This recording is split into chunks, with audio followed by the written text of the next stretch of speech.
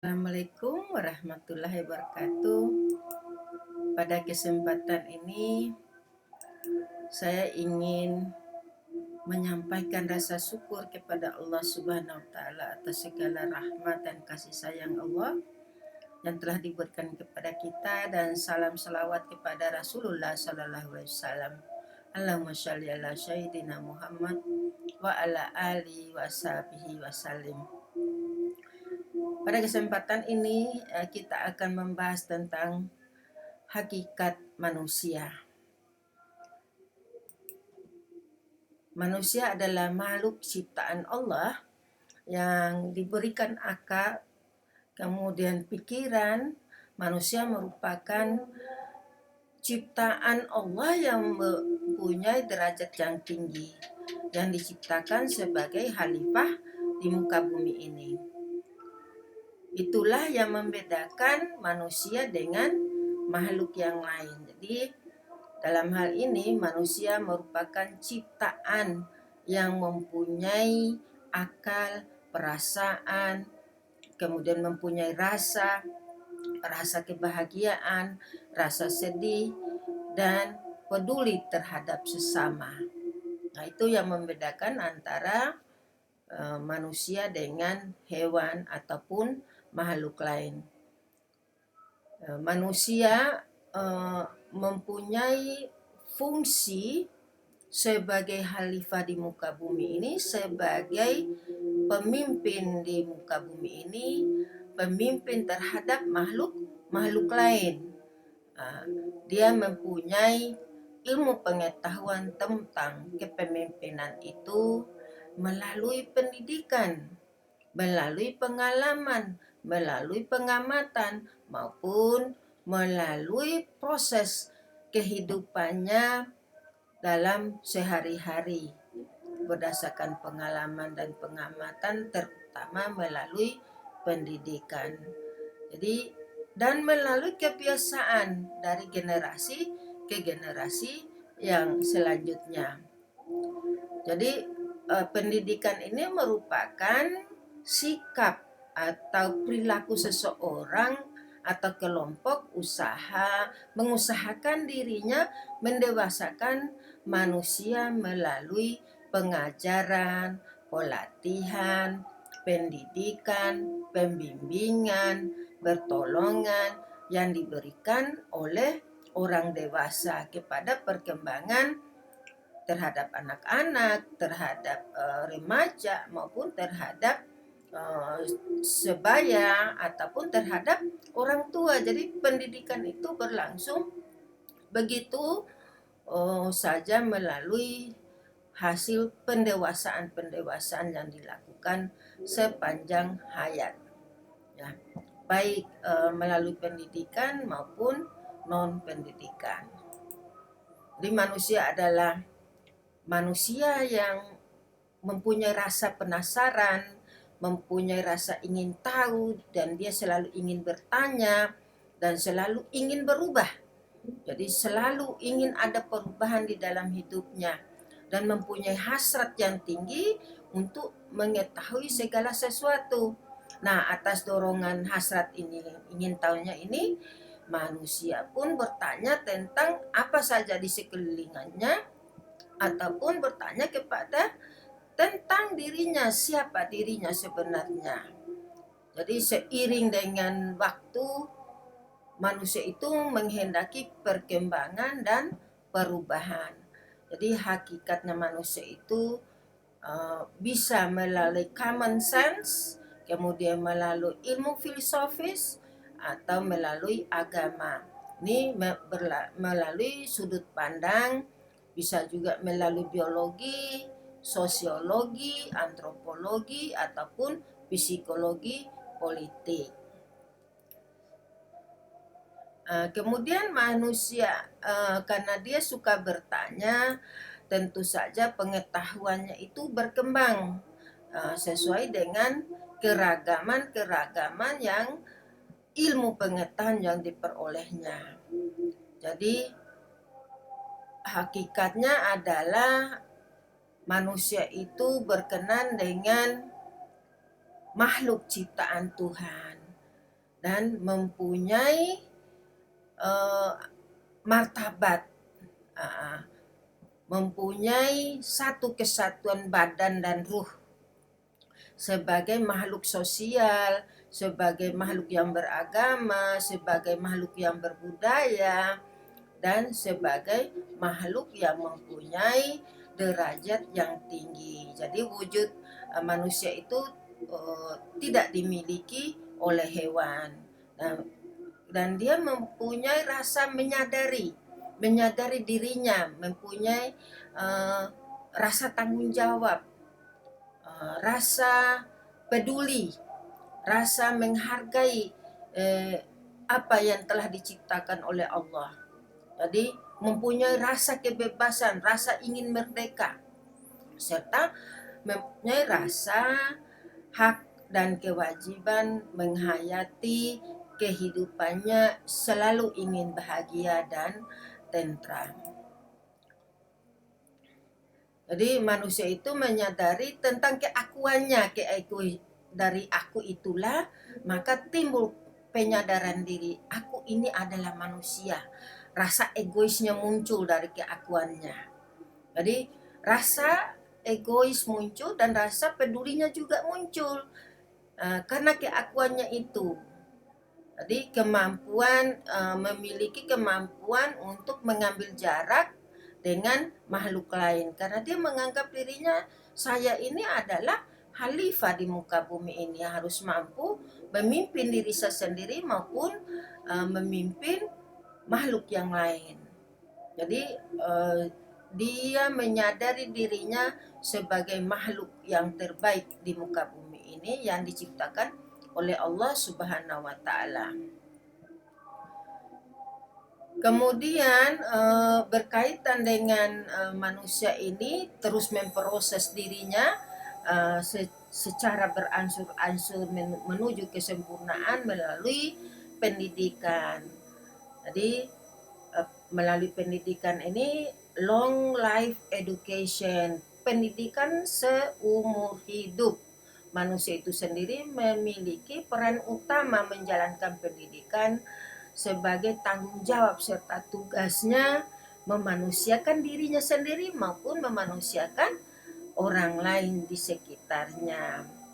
Nah, tentu saja dalam hal ini membutuhkan pendidikan, baik pendidikan yang bersifat formal maupun pendidikan yang tidak formal, untuk meningkatkan skill atau keterampilan dirinya untuk menuju kesempurnaan menjadi manusia, menjadi makhluk Allah yang mempunyai derajat yang tinggi. Nah, asas pendidikan yang diambil ini merupakan kebenaran yang menjadi dasar tumpuan berpikir baik pada tahap perancangan maupun pelaksanaan pendidikan, khususnya yang berada di Indonesia ini. Nah, terdapat juga beberapa asas pendidikan memberi arah yang merancang pada pelaksanaan pendidikan nasional. Jadi, pendidikan itu ada formal maupun pendidikan yang non formal. Asas tersebut bersumber dari pemikiran, pengalaman sepanjang sejarah perkembangan pendidikan di Indonesia. Antara asas tersebut ada 3 asas, yaitu asas Tut Huri Handayani, kemudian asas belajar sepanjang hayat, kemudian asas belajar kemandirian, artinya kemandirian dalam belajar. Nah, dalam hal ini diharapkan pendidikan yang berjalan secara seimbang, baik secara formal maupun secara tidak formal. Ada kemandirian dalam belajar merdeka belajar, artinya kemandirian belajar.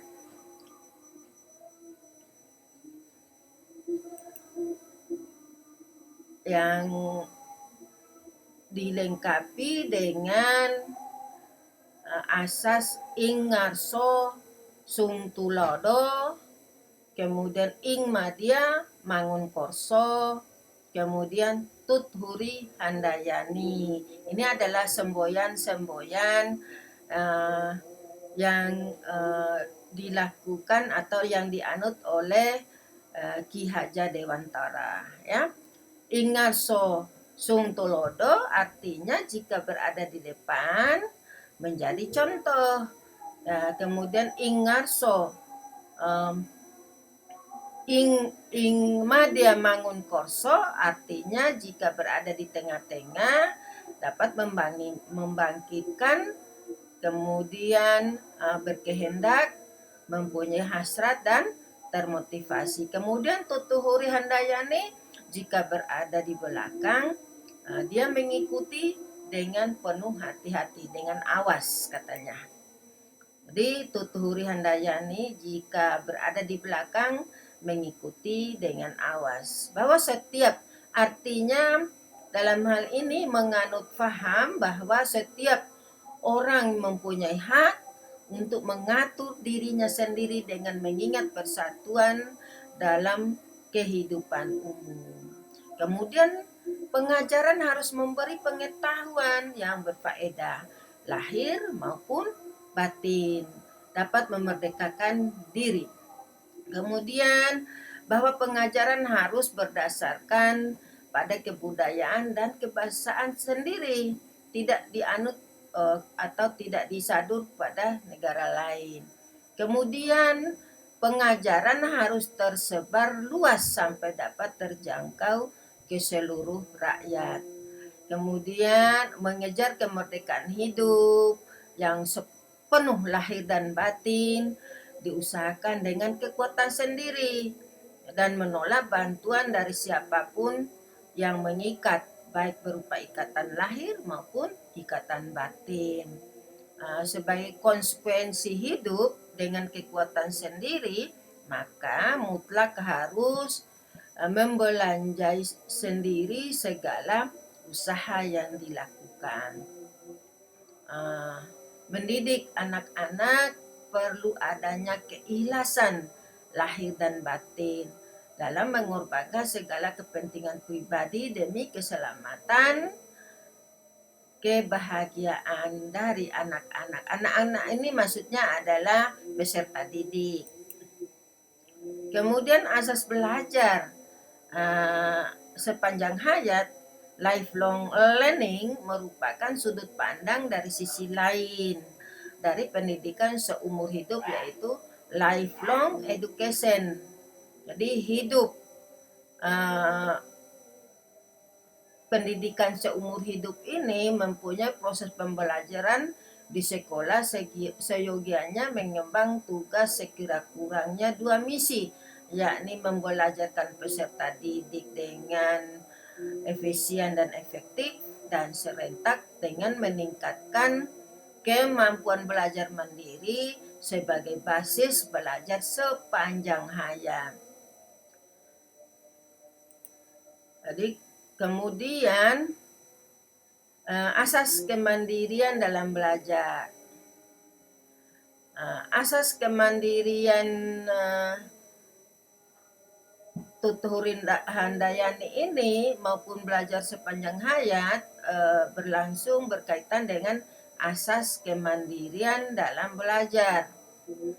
Pada prinsipnya bertolak dari asumsi kemampuan peserta didik untuk mandiri, termasuk mandiri dalam belajar atau merdeka belajar. Asas belajar sepanjang hayat hanya dapat diwujudkan apabila didasarkan pada asumsi bahwa peserta didik mau dan mampu mandiri dalam belajar. Jadi sekarang sudah terjadi, yaitu mereka merdeka belajar. Perwujudan asas mandiri dalam belajar akan menempatkan guru dalam peran utama sebagai fasilitator, motivator, di samping peran-peran lainnya seperti informator, organisator, dan sebagainya. Sebagai fasilitator, guru diharapkan menyediakan dan mengatur berbagai sumber belajar sehingga memudahkan peserta didik untuk berinteraksi dengan sumber-sumber tersebut. Nah, di sisi lain sebagai motivator mengupayakan timbulnya prakasa peserta didik untuk memanfaatkan sumber belajar. Pengembangan kemandirian dalam belajar seyogianya dimulai dalam kegiatan intrakurikuler, selanjutnya dalam kegiatan kokurikuler dan ekstrakurikuler dalam bentuk kegiatan terstruktur dan mandiri. Jadi hal demikian ini sudah berlangsung sekarang, yaitu Merdeka Belajar.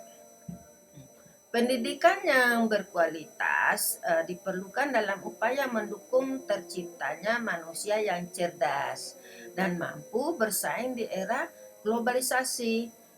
Kemudian pendidikan mempunyai peranan penting dalam membentuk karakter, perkembangan ilmu, dan mental bagi peserta didik yang nantinya akan berinteraksi dan melakukan banyak hal-hal terhadap lingkungannya. Dalam menghadapi perkembangan di bidang pendidikan, ilmu pengetahuan, teknologi, seni, serta menyiapkan sumber daya manusia yang berkualitas, maka pemerintah berupaya mencerdaskan kehidupan bangsa ya melalui pendidikan, ya. Jadi dalam hal ini berkaitan dengan landasan filosofis. Landasan filosofis itu merupakan sistem tentang pendidikan yang dan edukasi atau dijabarkan dari suatu sistem gagasan filsafat umum yang dianjurkan oleh suatu aliran filsafat tertentu. Terdapat hubungan implikasi antara gagasan dalam cabang filsafat umum terhadap gagasan pendidikan. Landasan filosofis tidak berisi konsep-konsep pendidikan. Nah, kemudian kita masuk pada landasan filosofis ini mencakup filsafat progresivisme, kemudian filsafat ini berkaitan dengan kepercayaan bahwa manusia itu mempunyai kemampuan yang wajar dapat menghadapi masalah yang menekan adanya pada dirinya sendiri. Jadi maksudnya adalah mempunyai pengetahuan dan keyakinan bahwa dia mampu mengatasi masalah yang dihadapinya. Berhubungan dengan tersebut, maka filsafat progresivisme ini kurang menyetujui adanya pendidikan yang bercorak otoriter karena untuk yang otoriter ini tidak akan mampu mencapai tujuan pembelajaran dengan baik, ya. Dan dia menentang pendidikan yang bersifat otoriter. Kemudian muncul filsafat esensialisme.